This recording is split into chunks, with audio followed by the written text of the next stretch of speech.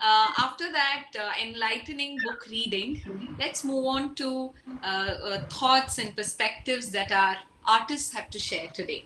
We have four artists with us, and the first one I'd like to invite is Achaiah PM. So Achaiah, when we asked him to give his bio, how do we introduce you? He said, why not call me as a person who wants to share his thoughts? So, so let's call Achaiah and also know what made him say this for his bio. I'm sure there's an interesting thought behind it. So yes, I'd like to invite Achaiah. Thank you. Thank you, all of you. I was told that I'll be the last to speak, so it's an interesting switch in the whole dynamics. So I am still okay to speak last, so I leave that discretion to you. Life is full of surprises. No problem. So, I was waiting to speak in the end because I always think it's a tall order to follow up on people who have already shared their thoughts. And I thought in the 8 minutes or 7 to 8 minutes given to me, it'll be more about thinking aloud, a conversation really with myself, but sharing some perspectives. Would you then like to go in the end? We can probably do. No, we're good. We're good. I'll just go ahead and share, and then we'll go from there. Sure. All right. So, where do I begin? I think I'll be echoing a few thoughts that was done during the book reading, but nonetheless, I think a lot of us men, especially probably on today's forum, come from rather privileged background. We're very grateful for that. We probably live in urban areas. We've been lucky towards education, but I think we're still in denial. And until and unless we have experienced something firsthand, we don't really give much weightage or importance towards it. I think most of the times the question that begets is, are we in denial to understand that there is really a lack of equality across the sexes in the world we live today? And a lot of us men do understand and wonder why this term feminism. Is there an extreme thought of what feminists stand for? Who are these feminists? What animal is this? What is feminism? Is it equal opportunity? Is it just equality? Or is it equal rights? Or is it also about equal ownership, equal responsibility, taking on the reality and pragmatism of the world together? I think the frame of reference is largely surrounded by, I think, the circumstances and the experiences around us, right? We all come from different backgrounds, and it all boils down to my mind, it's I or me. I think that's where it starts, and then it goes on to the us and the they and the collective. So looking at feminism, if you pick up a dictionary, you'll probably get 2-3 different versions of this. One would say advocacy of women's rights on the basis of equality of sexes, probably the theory of the political, economic, and social equality of the sexes. And then it's about men and women having equal rights and opportunities. But I think what feminism means to each of us is rooted deeply in our own personal and direct experiences, and not so much on the weightage of data, research, science surrounding the issues of feminism. In other words, most times if you haven't faced it or not heard it from someone with 1 degree of separation, we often doubt whether it happens in the enormity that it's discussed with. For me, a more fundamental question is, does this stem from issues around us? Is it from the birth ratio? Is it from the institution of marriage that we follow here? Is it our dressing sense, our social roles, our psychological norming? It even boils down to that word misandrist. And the first time I heard it, I said, does a word like this even exist? But it is a word. Misandrist is like a misogynist, but for hating men instead of women. And then it directly correlates. Causation and correlation is not the same, but most times in the head, feminist means person who hates men. But it's not. There is a distinction. Some feminists may be misandrist. That's a different issue. But it's by no means a criterion to join the club. So I think the common argument that comes up from time to time about feminism and the men-women debate is they're not the same, so they cannot be equal. Hear it again. They are not the same, so they cannot be equal. I think this is not about physical attributes or biological differences. A lot of times we take shelter in using the excuse of we blame our societal upbringing. It stemmed from the patriarchal versus the matriarchal society that we predominantly live in, and therefore women are not treated well.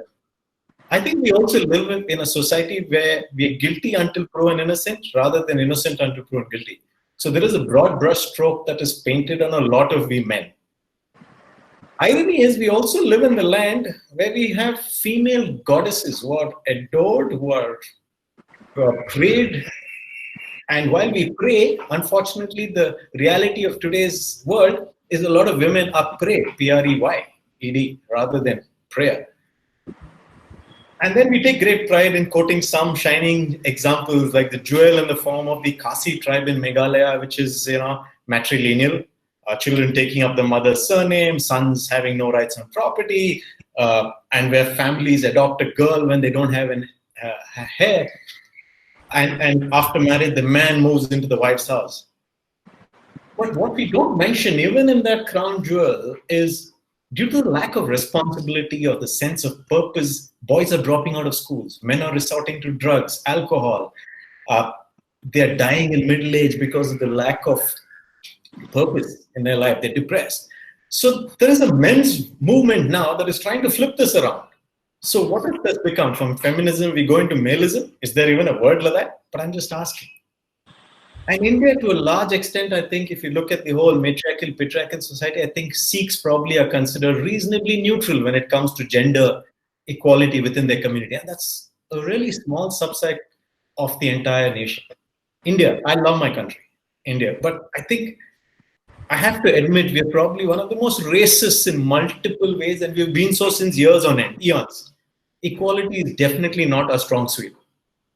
There are hierarchies in every dimension that we can possibly see in India. Age, sex, position, relationship in family, caste, lineage, wealth, occupations, and even relationship with the ruling power, who you know, what you know, in the community, where do you stand. And we've seen that because of these hierarchies, in the social convention, and if you look at the economic needs, girls in poorer families probably suffer twice the impact of the vulnerability, the lack of stability as compared to the rural populace, even among women. We look at the female to male ratio, 95 to 100 is supposedly the average in India, but if you really look at some states, it's 78 to 83 to every 100 male. This shows a huge problem, underlying problem of female infanticide. And why has this come about? Probably years of our mentality, social norming, our value systems, our culture, so to say. Look at even how we expose domestic violence, beatings, dowry death, rape, child marriages, desertation, depriving girls of education, child molestation, sexual harassment. And it's based on divides which are urban, semi-urban, rural, religious, and the list just goes on. I personally think a lot of it is because these are deeply ingrained into us. I think the lines are clearly demarcated most times, as much as we as men would not like to admit. I think there is a chauvinism bucket, what we have grown up with, what we have taught, and how we need to behave. There is an awareness bucket, which comes from our experiences, our learnings, our want to go there and understand the situation. And there is a bucket of ignorance. Most times we just don't know that these things happen. We are such a vast country, and we have press, media, and our lines of information that are so polarized that we really don't know a lot of things that are happening. Historically, I think if you look at it, women's movements, they identified it as their struggle for women's rights as a whole. And then the focus shifted from society to individual groups and specific issues that became mainstay for a lot of the feminist movements. And at some stage, as a male, as a man in society today, I wonder if it's all about reparation for all the earlier years of the subjugation of women. Feminism has brought about change, it has brought about laws, it has brought about privileges, and then came another problem, the misuse of such privileges by women. And feminism warranted these privileges, and rightfully so, I'm not debating that. But now you have men's rights movements also. So that comes another twist. There's another whole dynamic that that has to be accounted for. And we are a complex nation. We are huge. We are different. We are so diverse. It just becomes a bigger problem. Uh, and who really comes to mind when we say a feminist, right? I think, I'm sorry, I'm speaking for most of us men. When you say feminist, we understand the word, we pretend we know the movement. But really, who's that one strong, two, three people who stick to your mind? Not to me. Maybe a Medha Pathak, maybe a Brinda Karan. And a lot of times we align this to a political aspect. And I couldn't help but notice, even during the book reading, the word comrades came in multiple times. And the word was used in passing for supporters. But we would, without a blink of an eye, say, oh, comrades, so there's communism. And then there's a whole dimension that gets added on to the already complex issue and the complex word and the complex understanding of where we stand today. I think to a large extent, I think today, feminist as a term is understood to denote really the political stance of someone committed to changing the social position of women. I think it's a political stance. Commitment is there. You're changing the social position of women. And in feminism, in its true belief in the social, economic, political equality of the two sexes, I wonder where the LGBT, the so-called inclusiveness, the so-called we want equality across, I think gets lost. And as a man, I sometimes ask myself, the Me Too movement, was it feminism? Was it equal rights? Or was it just plain sexual harassment coming to the fore? Right? So I'm just thinking aloud with all of us here today to just say, as a man, what is my reflection on feminism and how I see it? I think this is a much, much bigger debate. There is a legal, there is an ethical and a moral debate. Legal, it's about rights, it's what the law says. It's how our entire constitution has unfolded over the last 75 plus years. We look at the ethical debate, which is society, the rules, the microcosms of society in which we have silos in which we live, in which we are reflected, in which we associate ourselves. And then there is this whole moral bucket, which is all about religion, our value systems, and what it really means. So I think social change as a whole is slow simply because people in power are the ones writing the narrative. And it's about political, social, economic power. And they often choose to their own ulterior selfish motives a distractive narrative. So I think to my mind, we as men are still bombarded by different viewpoints. There is no consistency in what feminism would like to reflect itself to where we want it to go. So again, as a closing thought, I think it's not about I and you, or we and they, or only them. And as I get off the mic, I'd like to leave all of us with a thought, right?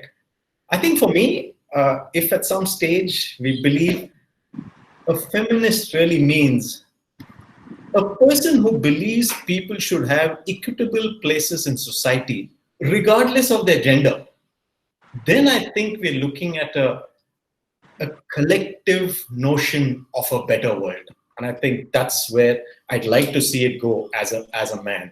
And feminism, to me, reflected being my perspective as a man. Thank you very much. Thank you. Thank you, Achaiah, for your thoughts.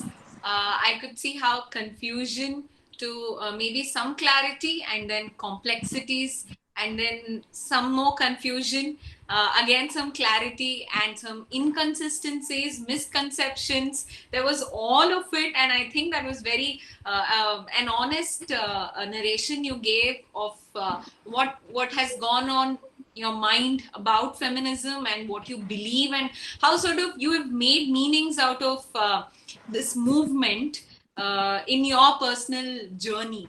Thank you so much for sharing your thoughts. I'd like to ask you a question about, have you had conversations, in your close circles where, you're trying to make someone understand, and specifically men, I would say, not that patriarchy is practiced only by men, but I would want to direct the question towards your conversations with men when you're trying to make them understand about feminism, or practicing something which is against the norm, so-called norm. So have you faced any flack? What has it been like out there when you're in real-time conversations? I think I've been lucky, grateful, and privileged to be part of something called an EXPA cadet program, which is for NCC cadets, and I think Abhirani is also an integral part of that.